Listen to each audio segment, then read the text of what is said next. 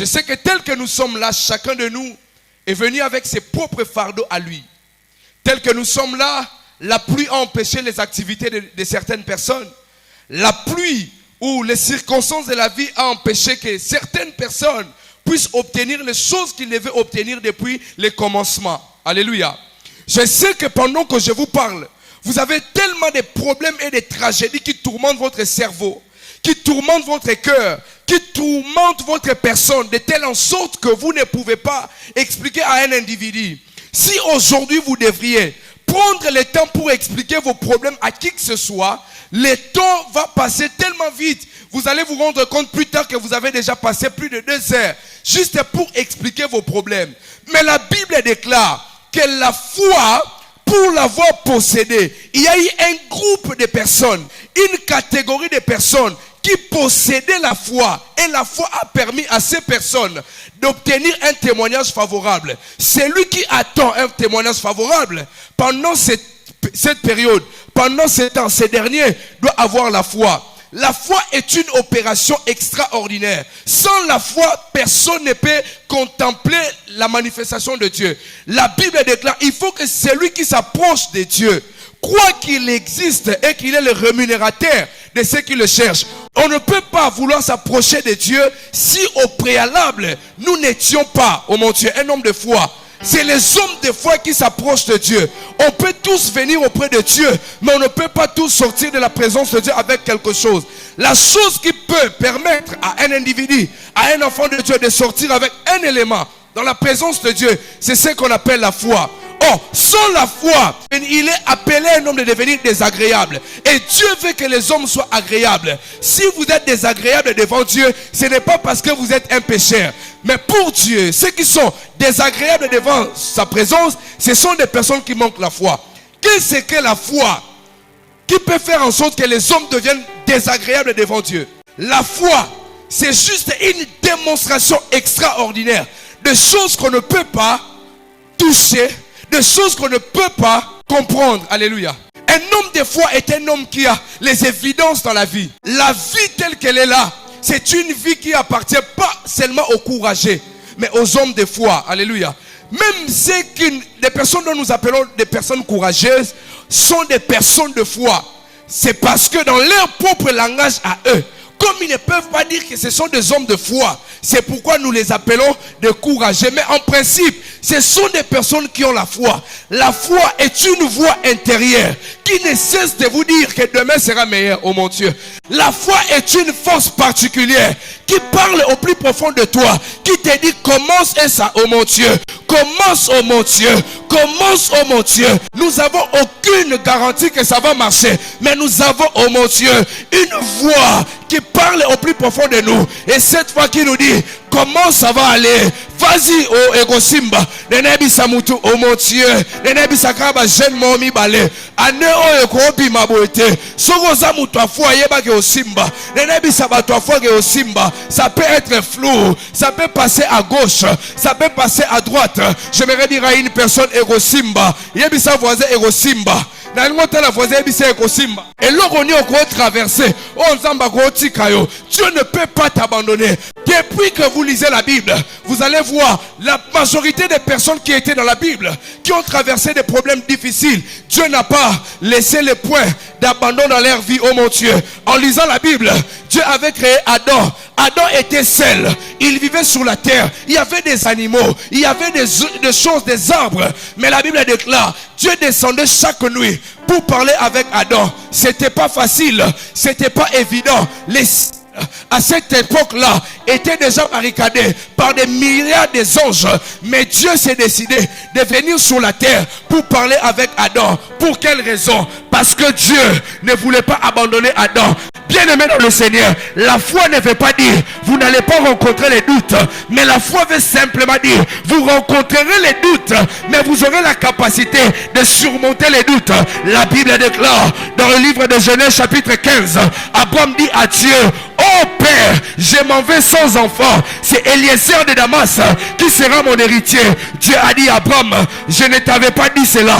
Abraham a regardé Sarah. Sarah a eu un Isaac. Je peux vous parler de tas de personnes. La Bible parle de Noé. Noé est entré dans la barque. Les choses étaient floues. Oh mon Dieu, l'eau était en train de monter. Il n'y avait rien dans le monde. Il restait que Noé et sa petite famille et les animaux. Mais la Bible déclare, Noé trouva grâce devant Dieu. J'annonce une saison de grâce et de faveur. Oh mon Dieu, je suis arrivé à la terre gabonaise. Le Dieu Tout-Puissant m'a dit, mon fils, tu feras des choses. Oh mon Dieu, tu feras des choses dont ma grâce et ma faveur vont t'accompagner.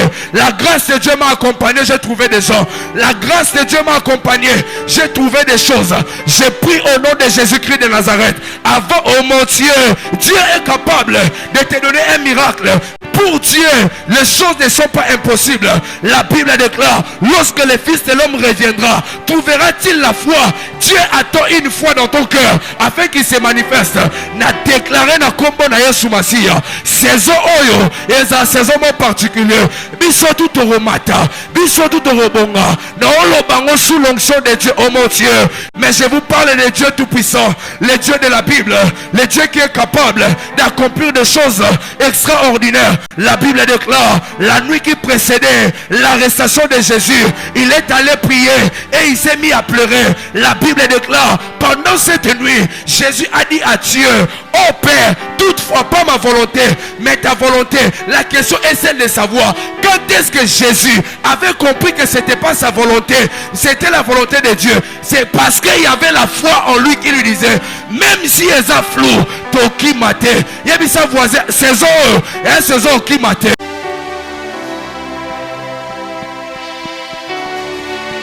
Aha. Aha. Il y a ceux qui comprennent. La Padéasis. Lenite kaparu sanigabadea. Anatawi sapadeleno sanigabades. Repeketo santo akapalianos. Elewi te la pau sanigabadeleges. Repeketele de bekatozinalos. Raminoloto kobaya atesepa. Onawa kampani lolombre que te vedos. Ripenos atakabada balazaya. La parada balamos sandele de begada sotakada. Enite la supa da yakoto. El pekoto se pegale de begades. Repete que de veremos sandele de begada.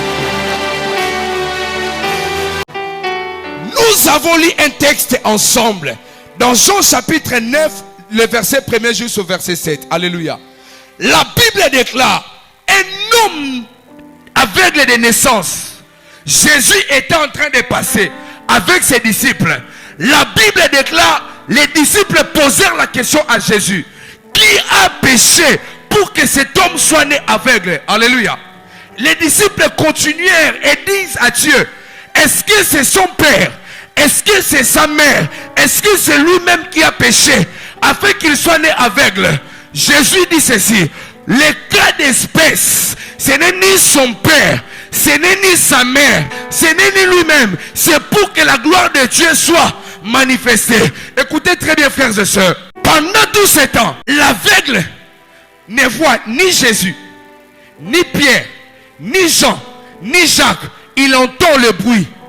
La Bible déclare, l'aveugle était de l'autre côté, Jésus était de l'autre côté. Il a parlé avec ses disciples. Personne savait que ces jours-là étaient les jours de la guérison de cet homme. La route séparait l'aveugle et des gens qui voyaient. Mais la Bible déclare, Jésus, oh mon Dieu, il a traversé avec ses disciples. Il est parti voir l'aveugle. Jésus dont je vous parle, c'est le Fils de Dieu. Le Fils de Dieu se décide d'aller rencontrer un aveugle. Jésus arrive là où l'aveugle était. Jésus a regardé l'aveugle. Jésus ne lui dit rien. La Bible déclare, Jésus cracha. Il a fait un mélange. Il a pris la boue. La Bible déclare, Jésus appliqua dans les yeux de l'aveugle. Nulle part, Jésus avait demandé l'autorisation s'il pouvait mettre la boue entre ses yeux. Vous avez lu avec moi? Est-ce que je suis en train de créer des choses? C'est écrit dans la Bible. Lorsque Jésus applique la boue dans les yeux de l'aveugle, vous êtes d'accord avec moi que l'aveugle n'avait jamais vu? La Bible déclare, il était aveugle de comment? Depuis la naissance. Ça veut dire, il n'a jamais vu, n'est-ce pas? Et Jésus dit, comme j'ai appliqué cette formule de mélange, maintenant je t'envoie, tu vas aller te laver à Siloé. Il était aveugle depuis quand? Est-ce que Jésus a demandé à un disciple de l'accompagner à Siloé? Je reviens. Mais Jésus, pourquoi tu prends la salive?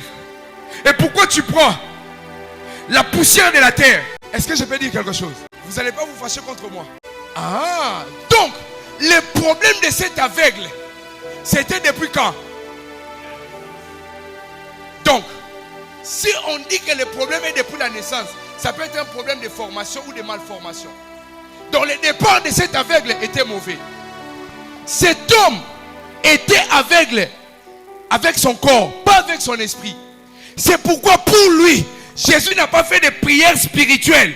Jésus a pris un élément qui représentait cet homme. C'est la terre. La Bible déclare dans Genèse chapitre 2. Dieu forma l'homme avec la poussière de la terre.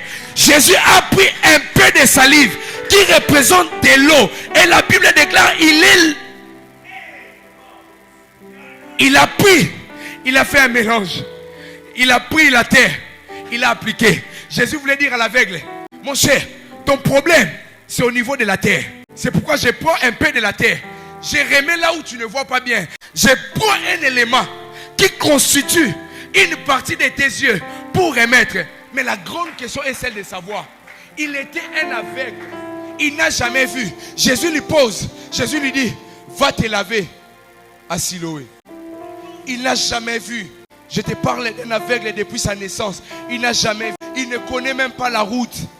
Mais Jésus lui dit, va te laver à Siloé. Alors vous pouvez comprendre avec moi. Peut-être il avait déjà entendu parler de Siloé. Mais il ne connaissait pas. Il n'avait jamais vu Siloé. Mais c'est méchant de la part de Jésus.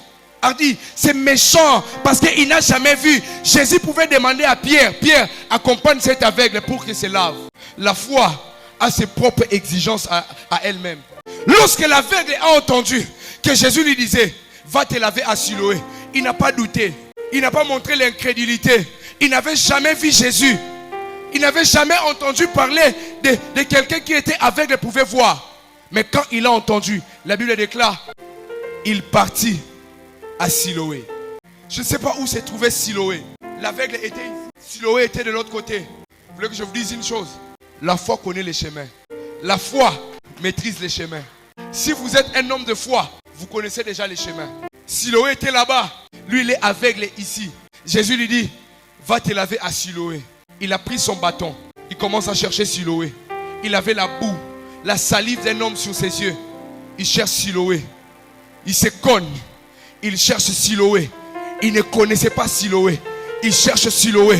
Les gens se moquent de lui. Les gens disent, mais c'est un fou. Comment il est en train de prendre les boulevards? On va tout tailler aveugle. Il fait semblant. Il ne connaît pas Siloé. Son objectif, c'est arriver là où il y a de l'eau. Il ne connaît pas Siloé. Il avance. Il avance. Et il arrive. Certainement, lorsqu'il est arrivé, il a posé la question. Banamai, Siloé n'est pas un. Même si oui, il arrive devant Siloé.